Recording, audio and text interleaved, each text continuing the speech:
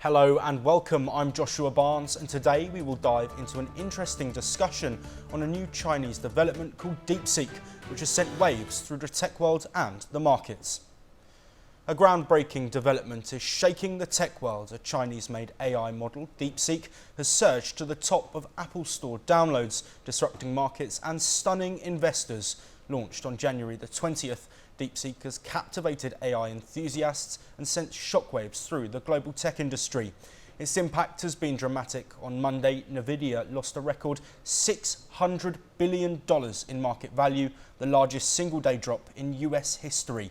Alphabet's stock fell 4.03%, while Microsoft dropped 2.14%. Meanwhile, Apple and Amazon closed higher. What makes DeepSeek unique? Developed at a fraction of competitors' costs. Allegedly, its R1 model uses fewer advanced chips but outpaces GPT-4 in speed. According to AI experts, it's open source under the MIT license, adaptable to different cultures, and excels at grasping regional idioms, distinguishing it from proprietary systems like OpenAI's. As 2025 unfolds, one thing is clear: the AI race is now about power at the right price. Joining us for this discussion, we have three guests. Firstly, we have Shivani Singh, a nuclear and security analyst and a postdoctoral researcher at the University of Leicester. Joining us from Leicester, we also have Dr. Sharad Kohli, who is a senior economist. And finally, we have Mayurakshi Das, who is a founder and CEO of Elixir AI. Mayurakshi, I'd like to come to you first and just understand the statements that have been made by Donald Trump. He has said this is a wake-up call for the US. Why do you think it's so important for Trump that the US is leading the way in AI? Okay, that's, I think, thank you, first of all, and hello again, Mr. Kohli, nice to see you again. And, you know, I would like to say, I think that this has, the question you just asked me about respected Mr. Trump's reaction has actually nothing to do with AI. And, you know, we've seen this in the past. We've seen the US doing something, China following suit, whether it's in engineering, whether it's in engineering, whether they compete with the US or Europe, etc. So I think this goes way beyond innovation or AI. And my ardent request is that, we leave probably the personal egos of such stalwarts aside and really focus on every nation, I think, becoming self-sufficient on the AI side, given that the security laws around this entire, this arena are still not completely mature. With all the data sharing, etc., all of these, issues, security issues going on, I think let's first be self-sufficient. India has taken a huge step with the facility coming in to Jamnagar. And I think India per se is in no competition with either China or the US. And I think we are partly the reason the US is so accomplished on the AI side anyway. I think China has followed suit to the US many times now, whether it be in healthcare or any other domain. So I wouldn't single out AI. Dr. Kohli, I want to look at the ripple effects that this has caused in the business world. Hundreds of billions of dollars wiped off companies almost overnight. Is this something that we've seen before, and do you think it's something that we'll see again? Are you asking me, Dave? Yes, Dr. Kohli. Yes, I think the markets do react quite quickly to such news. We must know that the stock markets, they discount whenever a news comes much before. That's point number one. Markets also are sometimes overreactive. So I think it is a little bit of overreaction to a news flow like this, because why I say that is because, we haven't tested this platform extensively. I mean, it's very new. DeepSeek is very new, and we don't know how long it's going to take for it to establish itself in competition to ChatGPT or Gemini. It's going to take a while for people to start believing it, using it the way they have been using these AI chatbots platforms, although DeepSeek is supposed to be deeper in terms of its applications, it can actually perform tasks for you, which is a step ahead of the AI chat box platform, so which the market probably thought it was disruptive. The market also thought this might rob the industry of some of the placements, and it might sound to be loss-making for a lot of corporates, and it might dismantle some of the tech infrastructure which has been making profit.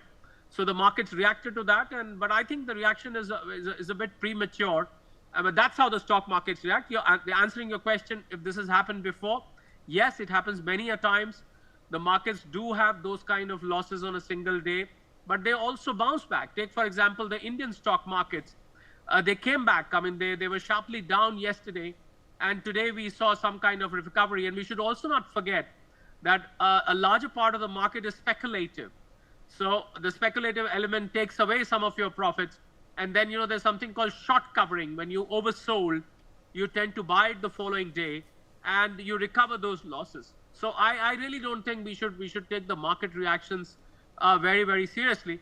But yes, what we need to make sure is that internationally, when America is investing $500 billion in AI, as per President Trump, I think they should catch up sooner than later, because probably China gave an answer that what you invest in, you get. We've already done it. We've secretly been working on it. We had been researching on it. But China continues to make that impression that it's going to replicate an innovation which you've done. There's nothing original in what China has done, but we should not forget that. AI has been around in the world for a while.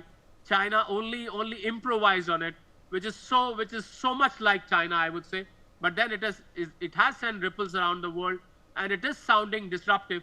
But it's a bit premature to conclude that it's actually going to probably cause worries to rest of the tech world for the moment. Yes, and Shivani Singh, thank you for joining us. I want to build on Dr. Kohli's point there. Looking at the Stargate project, which was announced, up to $500 billion worth of money going into that. Does this move from a Chinese company potentially undermine Trump's big reveal and Trump's big plans? Thank you so much for having me on the panel. I think a lot of uproar around the DeepSeek it's interesting to sort of notice, because I think we need to really take a step back and sort of look at what this technology really is that we're dealing with, right? So what they have managed to do is come out with a large language model, which is called DeepSeek R1. That is essentially an open source ChatGPT-like AI model that costs less than its competitors, like OpenAI and Facebook, Meta's, AI models like Llama. So it is cheap, it is efficient, it is resourceful. And what really takes the cake is the fact that they've managed to do this in $5.5 million, which to you and me seems like a massive figure, but in the AI space, this is very marginal. So this really is an excellent example in some senses on how one can work with limited resources and export control regulations to find creative solutions. So it needs fewer and less advanced chips to develop AI software, as you have already mentioned. There are, in fact, other models built by China, such as Minimax, which perhaps didn't gain as much traction, but it is also built along similar cost lines. Almost 1/10 of the cost of, say, a ChatGPT GPU. So and this was again done. What cannot be ignored is that this was done despite having denied access, under the sanctions regime to NVIDIA's more sophisticated GPUs like H100. So they managed to optimize the more, less sophisticated GPU chips. So this kind of cost-cutting models really stand in stark contrast to, say, a $60 billion investment, for example, that is, coming from Facebook in making and building a lot of these AI systems. So this will be an appealing choice for smaller teams and developers working on tight budgets and tighter deadlines, and who need high performing AI solutions. So this will make it more affordable and economically viable. And so we can expect to see a spike in the usage of such AI systems as well in different fields of work. And what makes it all the more important is, as you mentioned, this comes right after Donald Trump's announcement of the Stargate project. So again, a lot of things to watch out for the Western players in the space. Mayurakshi, I want to build off a point that was raised there, and it's the amount of money that this does cost. Why aren't other businesses that are building AI doing it this way? I know the sort of $5.5 to $6 million figure is contentious amongst some, but surely with the success that DeepSeek has seen, should other companies be following in the same model, or is there a different reason for why they're spending exponentially more money? I think India is, India, first of all, has always had a cost advantage, and so has China. And know that, and like I said, it's across domains. It's not only AI.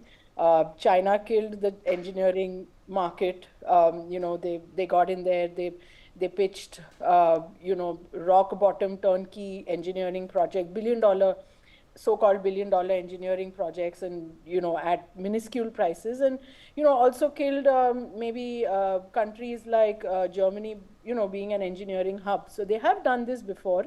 And I think that applies more to the US, where there are significantly higher costs in terms of resourcing, hardware, regulations, lawyers' fees, etc. Even a company incorporation costs more. So innovation in an entirety costs more in the US.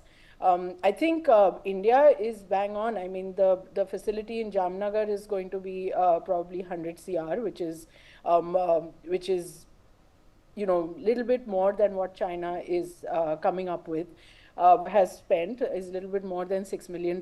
But I think the cost comparison is not really what should be driving this entire conversation, right?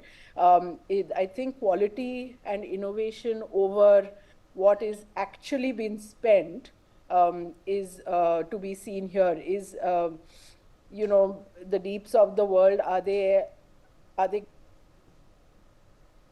as ChatGPT? I think that is the most important factor. We definitely don't want cheaper goods with lower quality. Dr. Kohli, I would like to look at the expenditure by not just companies but also countries. We've heard recently UK Prime Minister Sir Keir Starmer pledge to increase spending on AI. Is that a pattern that you think will be happening across the world? I mean, it's going to be indispensable now. I don't think countries will have much choice, because AI is walking into your lives faster than one can imagine.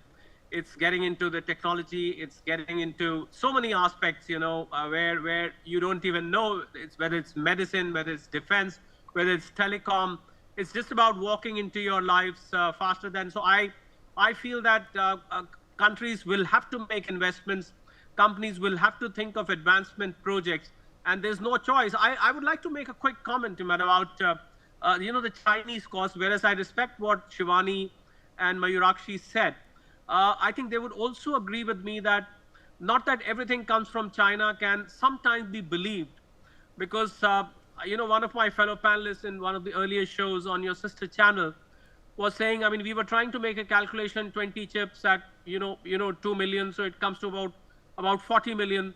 Add to that the legal cost, the labor cost, the effort. So, whether we can believe 6 million is the real cost, or you're just trying to mock the rest of the world, that look, what you spent hundreds of millions of dollars, we have done it in $6 million. So honestly speaking, I'm an economist, and I really do not trust the numbers which come from that region, with due apologies to anybody who's a diehard fan of the Chinese technology. If there's any viewer who's listening to this, I really don't believe it easily. So we need to verify whether $6 million, and I hope my co-panelists would agree with me that maybe it's not $6 million. And even if it is, I agree with Mayurakshi. We need to question the quality, because whether it'll be able to fall, which is why I said it's a bit premature to conclude that this is really going to cause a disruption. We'll have to wait for a while. Artificial intelligence learns on data. artificial intelligence learns with the flux of time. Artificial intelligence learns with the number of users which get added. Artificial intelligence also learns on the basis of content that is being searched on and worked upon. So it's a bit early, we need to give AI the time to learn all that, and then we will know how it performs. So let's not very quickly jump to any conclusions.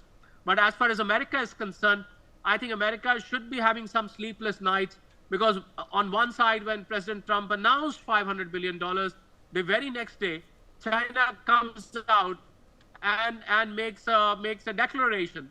So, just to probably to mock that, what are you going to spend? Here we have it on the plate already. We've been researching on it. And I was giving an analogy to something what Tesla was doing to EVs some time ago. And suddenly China come out with BYD, Build Your Dream brand. And today that car is far advanced than Tesla, which is much more expensive. BYD is cheaper for that matter. So therefore that is what is giving America some sleepless nights. And I hope DeepSeek succeeds on one side. On the other side, I hope that it doesn't end up disrupting the whole tech world. But I think for the users, it's going to be a win-win situation, because Yes. if it works, you win. If it doesn't work, you're still winning anyway. Yes, absolutely. One question, though, that has been raised by some experts, Shivani Singh, is security, something that you know, of course, a lot about. Recently in the US, there's been debates over TikTok and security of TikTok. This is another Chinese company. Is there a risk, and are those risks warranted by some experts? Thank you for that question. There definitely are some tangible risks attached to this development.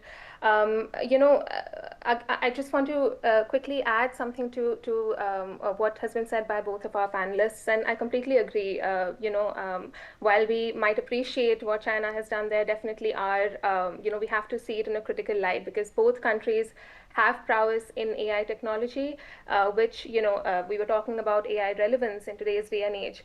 And, especially in this new strategic and nuclear age, AI will become the mainstay in both economic and military growth, with applications for not only robotics and data science, but also training, AI controlled missile systems and its application in command and control systems of various states.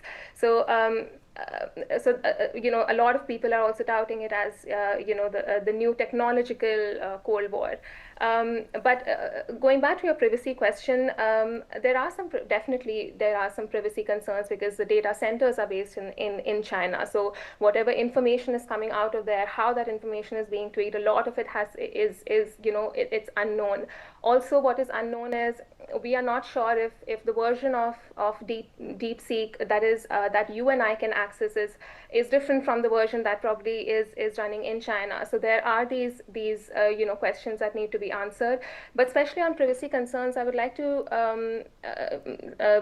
discuss something which I haven't seen in a lot of the coverage on this issue, is that as Dr. Sharad Kohli also mentioned, that how apt and how efficient and how accurate this model is going to be, it is dependent on how many users use it, because there are two ways in which such large language models sort of improve themselves.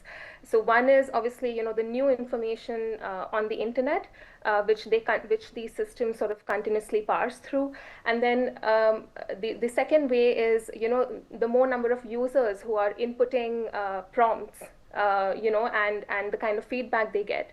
So as Chinese implementation of a lot of these AI models will keep becoming cheaper, more users are expected to start using it, and which will improve the model inherently and make it faster. And because it has a self-correcting mechanism built in a lot of these AI models, and soon it could potentially take the likes of ChatGPT. The problem with this is that, unlike the traditional search engines like Google, etc., which presents users with multiple options, multiple perspectives, multiple opinions, large language models such as these only give a single output. And to a certain extent, this can be touted as the truth for the user and for the model. So because the source code is Chinese, this gives China the potential to sort of alter a lot of these, informations and sort of, lead to distorting of information, and, what we talk about, the information warfare in that sense. And this also then feeds into the soft power projection by China to a certain extent in sort of building narratives and building propaganda. So a lot of these concerns will be something that will need to be addressed, by important stakeholders and players in the space.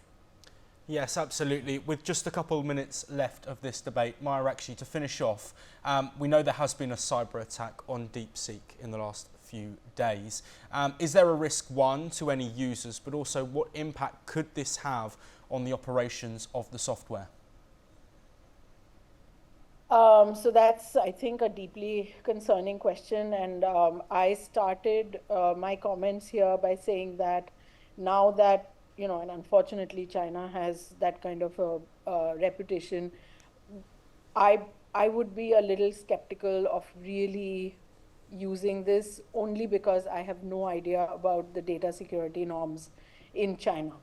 Not that the US is any better. I mean, Facebook and Google and everybody has been accused of data security lapses, but I really would not, kind of delve too much or use it or experiment too much without knowing the norms. So hence I go back to my first comment, and I will end with the same comment, that the regulations around cybertech laws really need to be ramped up. And I've said before that this cannot happen on a nationwide basis. There need to be some global standards that need to evolve very, very soon on this data sharing part. So, Maya yes. Rakshi Das, yeah. Dr. Kohli, and also thank you very much to Shivani Singh. As the world prepares for a potential AI race, we will of course continue to bring you all the updates from AI.